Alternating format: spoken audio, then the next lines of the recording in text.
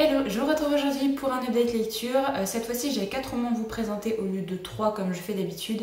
Je vous présente 4 romans parce que j'ai quand même bien lu et que il y a quand même des livres où j'ai pas forcément grand chose à vous dire. Vous verrez pourquoi.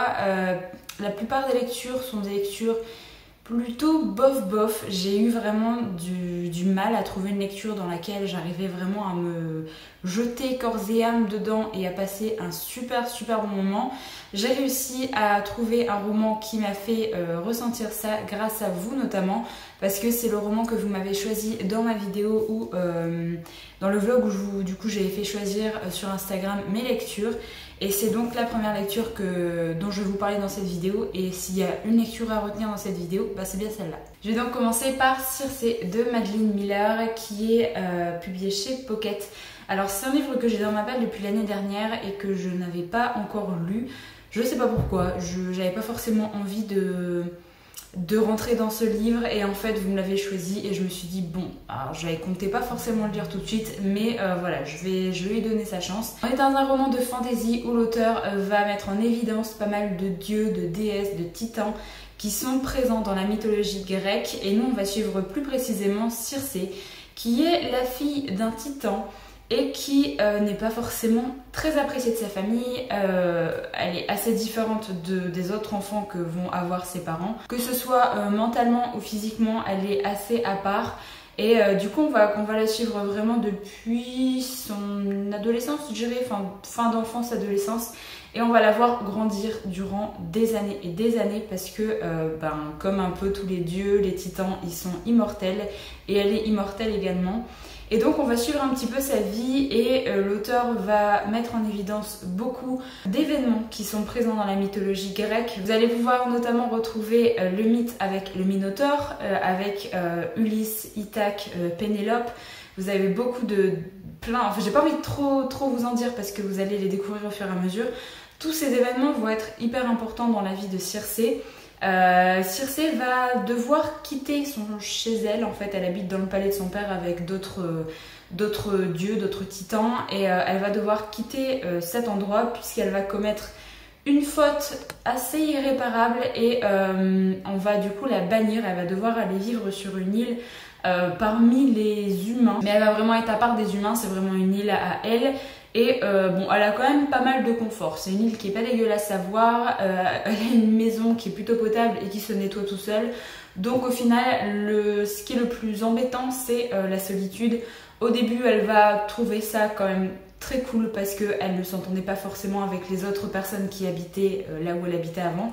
Mais au fur et à mesure, elle va se rendre compte que c'est quand même très pénible d'avoir cette solitude et qu'elle va chercher autre chose. Au fur et à mesure de ce roman, on va se rendre compte que Circé est une sorcière. C'est pas juste une titan normale, que ce soit elle et ses frères et sœurs.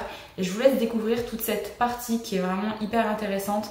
J'ai pas trop envie de vous en dire davantage sur Circé ou sur sa vie, c'est vraiment une épopée qu'il faut découvrir tout seul. J'avais entendu dire que Madeline Miller avait une super belle écriture. Moi c'est quelque chose auquel je fais pas forcément attention tout le temps. J'ai envie que l'écriture soit fluide, qu'elle soit sympa, mais je fais pas forcément gaffe vraiment à la beauté de l'écriture, au fait que ce soit un petit peu poétique ou des choses comme ça. Et là, je dois dire que ça m'a quand même tapé dans l'œil. Quand je lisais au fur et à mesure, je me suis vraiment aperçue que la plume était magnifique et que déjà de 1, ça se lit tout seul, et en plus, l'auteur vraiment arrive à vous emporter dans cet univers. Elle arrive à faire en sorte que vous soyez vraiment très bien parmi la compagnie des dieux, des titans. Vous allez vraiment suivre la vie de Circé du début jusqu'à la fin et c'est juste magnifiquement bien écrit. Je vous conseille vraiment ce livre-là si vous adorez la mythologie grecque, et si jamais vous n'êtes pas très familier avec ça, ne vous inquiétez pas parce que vous pouvez suivre largement le fil conducteur du livre sans connaître davantage de choses sur la mythologie. Après, moi ce que je vous conseille, c'est de faire des petites recherches au fur et à mesure. Moi c'est ce que j'ai fait parce qu'il y a plein d'événements que je connaissais mais sans plus, et du coup je voulais voir si l'auteur avait retranscrit exactement les faits de la mythologie ou si elle avait romancé un petit peu. Et il y a un peu des deux en fait dans le roman. Elle a vraiment évoqué des événements vraiment tels quels et elle a également romancé certains aspects.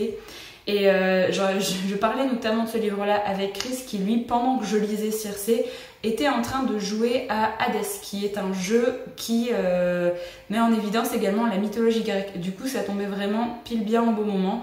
Donc voilà, je vous recommande vraiment ce livre-là, il est vraiment super sympa. Si vous adorez la mythologie grecque, foncez. Si jamais vous n'avez pas l'habitude de lire des choses qui sont basées sur la mythologie, foncez quand même. Voilà, c'est de base, dites-vous que ça reste un livre de fantasy avec un monde inventé et que vous allez suivre la vie de quelqu'un qui est doté de pouvoir. Voilà, grosso modo, c'est ça, et vous en faites pas pour les termes de mythologie ou des choses comme ça. Tout est très bien expliqué et ça se lit vraiment tout seul. Alors je passe à un livre que je vous ai montré dans mon vlog également, et le livre que vous m'avez choisi, c'est Les Poisons de Catarse de Audrey Allouette, donc publié chez Pocket. Alors ce livre-là a été une lecture sympa. Je veux pas m'arrêter là, je vais vous expliquer. Je vais pas forcément faire un résumé différent de ce que je vous avais fait dans le vlog parce que je trouve qu'il convient bien. On est dans la ville de Catarse qui est une ville prison, on va dire. Elle a vraiment des gros murs en fait qui encerclent cette ville. Et cette ville est très particulière parce que tout ce qui est meurtre est autorisé. Vous êtes même promu par la dirigeante qui est Tenia, qui est une jeune fille de 22-23 ans, je crois, quelque chose comme ça. Vous êtes promu en fait si jamais vous tuez beaucoup de personnes. Et par contre, tout ce qui est... vous pouvez pas faire souffrir les gens en fait. Vous pouvez pas forcément attacher quelqu'un sur une chaise et essayer de lui faire du mal pendant 5 heures avant de le tuer. Ça, vous n'avez pas le droit. Si vous faites ça, vous êtes tué également.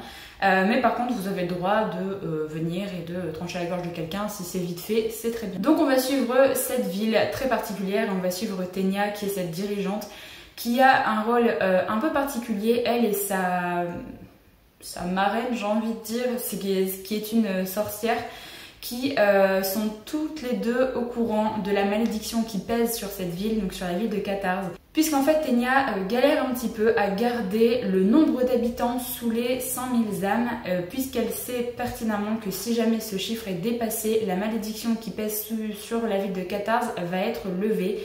C'est une malédiction qui a été scellée par un sorcier à l'époque, et qui du coup, si jamais les 100 000 âmes sont dépassées, vous avez un démon qui est endormi sous la ville qui va se réveiller. Sachant que la population au début du livre plafonne entre les 99 000 et quelques âmes, et qu'il y a un grand événement qui va arriver, autant vous dire qu'il y a une certaine pression en fait qui est mise sur les épaules de Tenia, donc sur la dirigeante. Vous avez également une autre ville qui va être très importante, vous allez suivre plusieurs points de vue dans ce roman. Et cette autre ville va être un petit peu en concurrence, en guerre en fait contre Catarse, et vous allez suivre ça. J'ai pas trop envie de vous dire davantage de choses parce que c'est un livre qui fait 400 pages, mais c'est un one shot, donc il faut découvrir aussi pas mal de choses soi-même.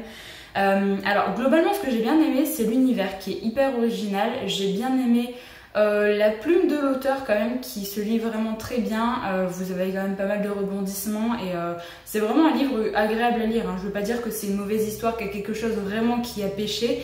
Le seul truc, c'est que je pense que ce livre de base n'est pas forcément fait pour moi.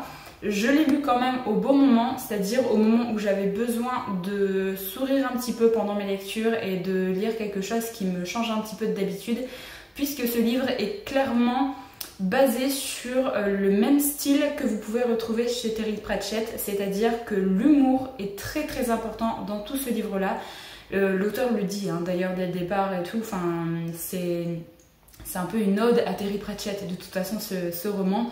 Vous avez une très grosse part d'humour, mais tout au long du roman. Alors, j'ai bien aimé au début, je me suis dit, ah, ça change un peu de ce que j'ai l'habitude de lire et tout, mais en fait, je suis pas trop fan de Terry Pratchett de base parce que je n'aime pas forcément le côté humour qui est dans des livres de fantasy, c'est vraiment propre à moi. Et donc là, au bout d'un moment, à la fin du roman, j'en pouvais plus, c'est pas quelque chose qui m'attire, même si l'histoire est sympa, même si les personnages sont quand même sympas. Ça m'a gênée au fur et à mesure et j'étais contente de terminer le roman. Je ne savais pas en fait que ce livre-là avait une très grosse part humoristique, du coup voilà, c'est pas quelque chose qui m'a plu plus que ça. Par contre, si vous aimez Terry Pratchett, si vous aimez ce genre de roman, n'hésitez pas, parce que si vous aimez vraiment le mix entre de la fantasy et un petit peu d'humour, foncez. Parce que clairement, l'histoire est quand même très sympa, vous avez pas mal de rebondissements, ça se lit très bien. Voilà, c'est juste moi le côté humour qui m'a gênée et qui a fait que pour moi c'est sympa mais ça reste en plus. Ensuite j'ai passé à un tome 3 que j'ai lu, c'est Always Blue donc de Veronica Rossi publié chez Nathan. C'est le 3e tome de Never Sky, donc j'ai terminé cette trilogie. Et là, je vais pas forcément trop vous dire en fait de choses sur ce livre-là parce que c'est un 3e tome forcément. Je vais juste vous rappeler un petit peu vite fait dans quel contexte on est. C'est une saga de dystopie young adult où le monde a été ravagé par une éruption solaire. Ce qui fait que la plupart de la population ont été obligés de s'abriter sous des capsules puisque vous avez des grosses tempêtes d'éther qui du coup ravagent tout sur leur passage à l'extérieur. Donc vous avez ce qu'on appelle les sédentaires qui sont les personnes qui vivent sous les capsules. Donc vous avez plusieurs capsules à différents endroits de la planète. Et du coup vous avez les sédentaires qui vivent à l'intérieur et qui vivent quasiment en permanence dans des sortes de monde virtuel, on va dire. Ils n'ont plus forcément accès à beaucoup de choses. La capsule, c'est quand même pas très grand. Et donc pour faire pas mal de choses, pour faire de la musique, pour se retrouver dans une jungle ou peu importe, vous allez directement dans des mondes virtuels. Vous avez également des personnes qui n'ont pas forcément eu la chance, entre guillemets, d'être dans des capsules en fait au départ quand ça s'est créé. Et donc c'est plusieurs tribus qui sont à l'extérieur, qui sont appelées des sauvages. Et nous on va suivre du coup une personne qui est Aria qui est une sédentaire et Perry qui est un sauvage qui vit à l'extérieur. Grosso modo vous allez vite vous apercevoir que ce soit la vie à l'extérieur ou la vie à l'intérieur, c'est pas forcément très simple. Les personnes qui sont à l'extérieur ont réussi à développer des capacités notamment grâce au fait qu'ils soient directement en exposition à l'éther. Donc vous avez des personnes qui ont développé une très bonne vue, des personnes qui entendent très bien, donc les sens ont été vraiment développés. Alors le pitch du roman c'est que Aria, pour quelque chose, elle va se faire exiler à l'extérieur du dôme, enfin de sa capsule, et elle pense vraiment qu'elle va mourir et en fait il va lui arriver pas mal de choses et bien entendu elle va retrouver Perry qui du coup va essayer de la faire survivre à l'extérieur de cette capsule. J'avais vraiment bien aimé le premier tome, je trouvais que c'était une idée assez innovante. Le 2e tome souffre un petit peu du tome 2, c'est-à-dire qu'il ne se passait pas forcément grand chose, l'action principale avançait mais pas plus que ça. Et je pense que j'ai lu ce 3e tome un peu trop tard parce que j'ai lu le tome 1 et 2 l'année dernière, je crois en tout début d'année, quelque chose comme ça. Et donc je me souvenais ce qui se passait, mais j'avais plus forcément autant d'attachement envers les personnages, d'attachement envers ce monde. Et en fait je l'ai lu, c'était sympa, mais je m'attendais à mieux comme fin, je m'attendais à plus de rebondissements, plus de péripéties et du coup j'ai été un petit peu déçue en fait de la fin de cette trilogie. Après ça reste une dystopie qui sort un petit peu de l'ordinaire, je trouve que les personnages sont quand même très bien faits, c'est quand même un monde qui est assez sombre. Donc voilà, je trouve que c'est vraiment une dystopie qui était bien pour l'époque. Après je pense que c'est aussi le fait que je suis plus forcément attirée vers les dystopies ou alors très peu, ce qui fait que voilà, je pense que j'ai lu le 3e tome beaucoup trop tard comme je viens de vous le dire, mais sinon ça reste quand même une bonne trilogie. Si jamais vous aimez les dystopies young adult, je pense que vous pouvez aimer cette trilogie. Moi voilà, ça reste un bon souvenir, j'ai quand même bien aimé, mais après c'est pas non plus la trilogie dystopique qui va tout révolutionner et qui va me rester marquée à vie. Et le dernier roman que je vais vous présenter, c'est Genesis, le premier tome, Le Défi des Étoiles, de Claudia Gray, publié chez Castelmore. C'est de la science-fiction young adult, qui est un genre que j'aime bien.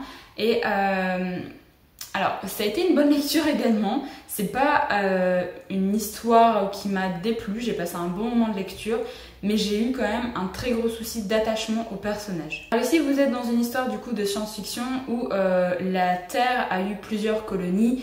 Et on va suivre Noémie qui habite Genesis, qui est une ancienne colonie de la Terre et qui malheureusement est en guerre en fait contre la Terre, puisque la Terre a fabriqué pas mal de mechas qui sont des robots plus ou moins intelligents. Vous avez beaucoup de types de robots différents qui sont vraiment attribués à des tâches bien spécifiques.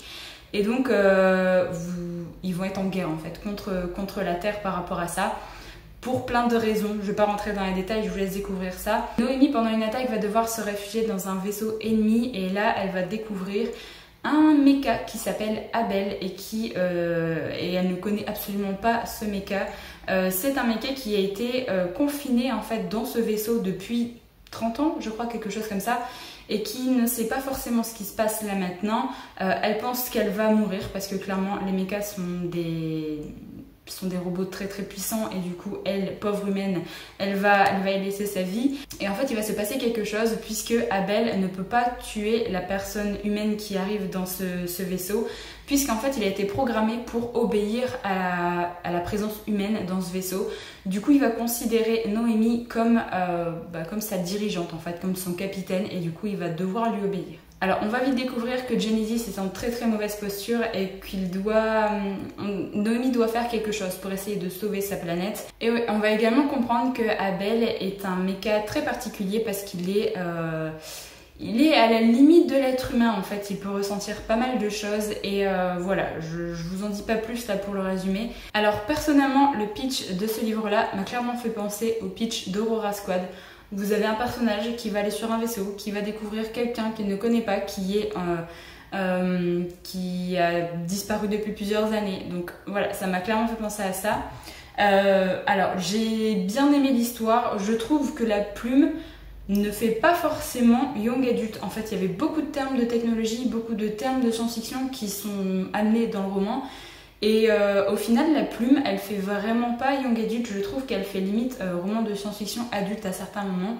Je trouve que ça va très très vite. Vous avez pas mal d'action, pas mal de rebondissements. À certains moments, un peu trop vite. Et je pense que c'est également pour ça. Je trouve que l'auteur a pas forcément pris le temps de bien amener ses personnages et de bien poser en fait les pensées et tout ce qui fait qu'un personnage est intéressant et tout ce qui fait qu'on va s'attacher à un personnage. Et là j'ai pas du tout ressenti ça. Alors j'ai vraiment bien aimé l'histoire, mais clairement ça me suffit pas. Moi je trouve que les personnages c'est hyper important dans une histoire, et si j'ai pas un minimum d'attachement envers les personnages, c'est mort. Clairement c'est pas un roman dans lequel je prends plaisir à y retourner parce que je me fiche complètement de ce qui va arriver à nos personnages. Et je trouve ça vraiment très très dommage. Alors grosso modo, si jamais vous avez aimé le genre d'Aurora Squad, je pense que vous pouvez aimer ce livre-là, sachant que les personnages pour moi ne sont pas bien développés, ne sont pas bien poussés. Voilà, vous savez un petit peu à quoi vous attendre si jamais vous souhaitez découvrir ce titre. Je sais qu'il y a des personnes qui ont apprécié et qui attendent le dernier tome avec beaucoup d'impatience, mais personnellement je pense pas lire la suite en fait, parce que j'ai pas eu d'attachement au personnage et moi c'est vraiment quelque chose de primordial. Même si j'ai bien aimé l'univers et j'ai bien aimé l'action, les rebondissements, j'ai pas forcément envie de continuer. Donc voilà, cette update lecture est maintenant terminée. N'hésitez pas à me donner votre avis si jamais vous avez lu un de ces livres. Moi je vous retrouve très bientôt dans une prochaine vidéo, donc en attendant, prenez soin de vous.